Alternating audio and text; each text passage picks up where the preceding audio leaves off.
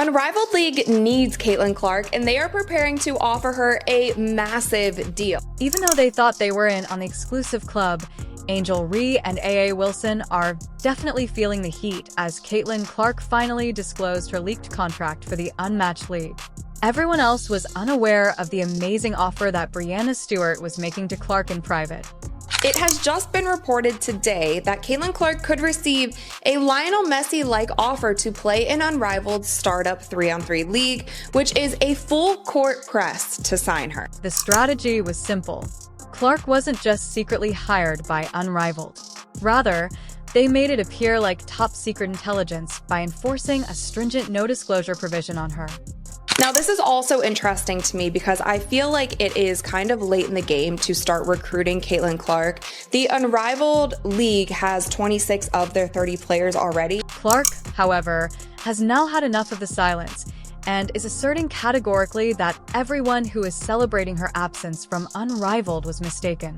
Caitlin Clark is needed for this league. It should be one of their main goals is to get her to play in the league no matter what that costs, no matter what that is going to take. The main objective of Unrivaled, the new, daring face of women's basketball, is to totally change the landscape of women's sports. They didn't come here to follow anybody else's rules, so let me give you the complete tale, if you don't already know. Now they're realizing we might need Caitlin. Nafisa Collier, who is one of the founders of Unrivaled, had this to say about Caitlin Clark. Backed by influential people like Nam and Breanna Stewart, this is more than a league. In essence, it is a movement. Envision 3 fierce games. Giving women's basketball the kind of Showtime focus it hasn't received in years is the aim of the prime time coverage. The amazing part is that they made this splash without looking for any athletes. Rather, from the beginning, they had a single dominant name in mind. Clark Caitlin. Go ahead and look. Everywhere you turn, Indiana Fever's breaking. But when Unrivaled first appeared, the plot deteriorated, leaving fans perplexed as to why Caitlin Clark, the largest rising star, was not present. Sports programs were unable to quit posing the question, and social media erupted. The comment section is unparalleled. Was brimming with people inquiring as to Caitlin's location.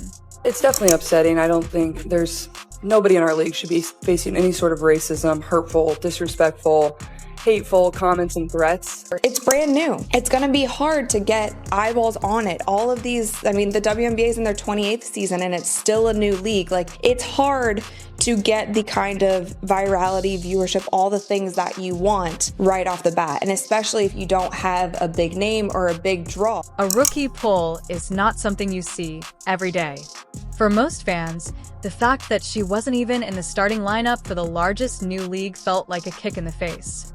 With a crowd so big that there was a 50% increase in venue attendance. Unrivaled didn't appear to value Clark, or worse, they didn't think they could pull off their big premiere without her.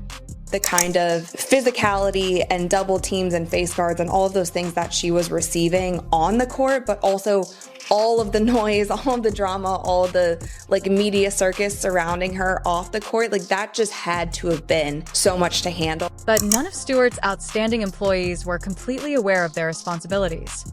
A well-timed revelation is nothing new to Breanna Stewart, one of the league's co-founders.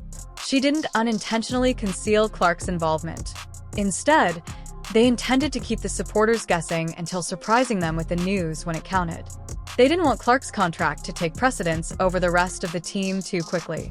Thus, they were building suspense and preparing the scene so that Clark's announcement would ultimately hit like a ton of bricks. She should be one of the top paid players in the world just for the sheer numbers that she's bringing. To join Unrivaled, Caitlin Clark received an incredible offer of $75 million. And it was like an earthquake in the sports world when those leaked details made news. Clark was supposed to become the official face of Unrivaled, a player ambassador marketing machine, and she succeeded in doing so. A substantial fixed salary, exclusive TV rights, sponsorship partnerships, and even a front row seat in Unrivaled. Ambitious intentions to go global. to drive revenue so we can give the players extra income opportunities. I had to educate the players. They're like, good, 75 million divided by 144, pay us. Avoiding agitating the situation too quickly was the main goal. However, the statistics were like a tidal wave for perspective once they were released.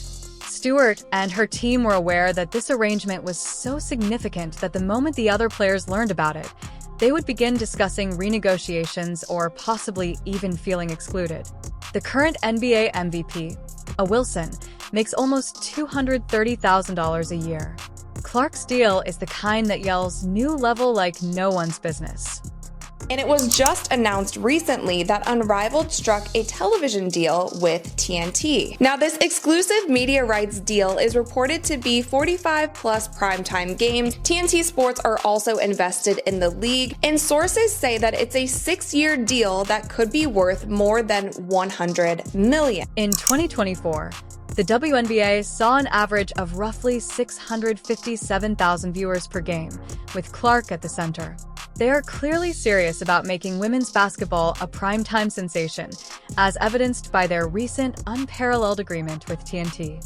We're talking about more than 45 televised games and a full-fledged effort to attract viewers that not even the WNBA has mastered. Unrivaled is wagering that she can more than double that amount. Probably the biggest issue that players had. We did a player survey and travel. The league was able to kind of take a lot of pressure off of itself. Additionally, Clark's colleagues, elite WNBA players like A.A. Wilson and Angel Reese, have a somewhat different aura, which the fans love. Clark's offer is more than just shocking to some.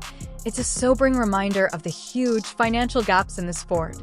But there have been so many players, coaches, media personality who have been so afraid to just admit the fact that Caitlin Clark has been the sole reason for so many of these things happening this season in the WNBA. Angel Reese even expressed her annoyance on social media, suggesting that a single huge contract overshadowed years of hard work for the sport. She cannot be held accountable for this because a rookie's offer is far higher than the salary of seasoned stars, which is a setback for players earning between $150,000 and $200,000. When you take into account that Clark's agreement is more than 20 times their compensation, it is clear how unmatched bankroll priorities are. Yeah, what's the headline? It says, we're not asking to get paid what the men get paid. We're asking to get paid the same percentage of revenue shared. The thrilling part starts now. This agreement has the potential to significantly enhance women's sports, but there is also a chance that it will lead to significant conflict. The WNBA has fought hard for better pay, respect, and airtime. They are now witnessing Clark enter Disneyland with a golden ticket that is far more valuable than anything they have ever seen. It's easy to see how seeing a rookie like Clark suddenly in a league of her own, both monetarily and physically, could cause resentment among players who have spent years perfecting the sport. But we didn't want to rush into it because we wanted new owners, like new ownership groups. Anyone who knows sports Caitlin here Clark knows, isn't like, just any player, though. A true marketing goldmine and a full-fledged sensation. Given that the WNBA has always suffered with lower attendance than its male equivalents, her first season in the league proved why. Raised overall viewership, like Nafisa said, they're changing venues just to accommodate all the fans who want to come watch Caitlin Clark play. The Clark effect caused a 50% rise in arena attendance. To witness her brilliance on the court, fans came. Additionally, she drew an astounding 1 million spectators every game while she performed in the WNBA. Clark didn't just join the league, she started it right away. Her presence enthralled viewers long after the buzzer sounded, and her highlights became well-known videos on the internet. A lot of this noise came by people that were sitting on this network. They tried to minimize her, said, well, you giving her all this credit. Now let's quickly talk about products. Supporters desired more. Rather than merely observing Clark, they desired her jersey and a portion of the action. Broke as it practically flew off the racks. NBA clothing sales records, due to the identity of Caitlin Clark, her behavior, and the WNBA, her whole brand has been fighting bravely to obtain the acknowledgement that it so richly merits. The entrance of Clark was like a gift from God, from the gods of basketball. She brought much-needed excitement and publicity. Moreover, she drew in more than just the typical audience. Additionally, she attracted a completely new, younger, and far larger fan base. But we have former NBA players playing in Big Three, right? So for Cube to come out and be like, I'm going to pay Caitlin Clark more than I play any of these guys who used to play in the NBA. I'm going to pay Caitlin Clark more because that's the value that I see in her. Ian Clark was another league before its unmatched offer. To put this in perspective, the top players in the Big Three league, who are primarily former NBA greats, earn between $100,000 and $500,000 annually. But in order for Clark to join his league, Ice Cube was prepared to pay 6 times that sum. This was more than just bringing in a gifted athlete. Additionally, it was about introducing Clark's electric energy and unquestionable appeal to a league that is renowned for its all-male big-name lineup.